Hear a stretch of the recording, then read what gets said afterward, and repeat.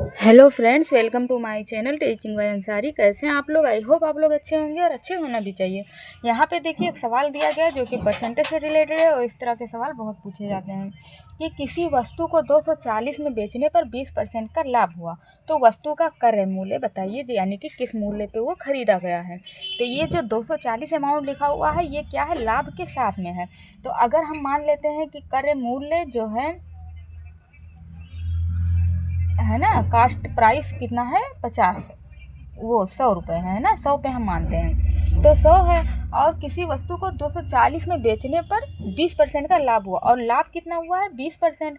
तो यानी कि 100 हमने माना है, 120% है ना, हम उसमें लाभ को ऐड कर देंगे तो 120%।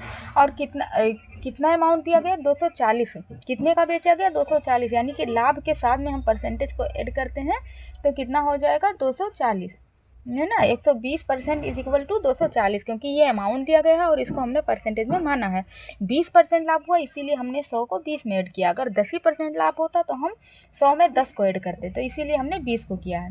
तो 120% की वैल्यू कितनी दी गई है? 240। तो अगर हम 1% की वैल्यू निकालना चाहें तो कितना हो जाएगा? 240 बटे 120। और अगर हम 100% की वैल्यू निकालना चाहें, क्योंकि हमने 100 माना है, तो क्या हो जाएगा?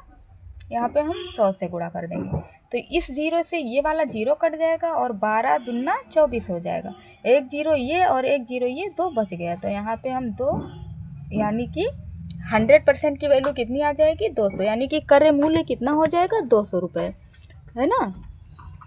तो देखिए हमने तो 100 ही माना था, लेकिन यहाँ पे 200 आया निकल के, क्योंकि हमने जो है 100 से यहाँ पे 100 से गुणा किया हुआ था। अगर 100 से गुणा नहीं करती तो 2 आया, और कास्ट प्राइस तो 100 माने थे तो 2 से गुणा कर देते, तो ये 200 रुपये आ जाएगा। ये इसका करेक्ट आंसर हो जाएगा।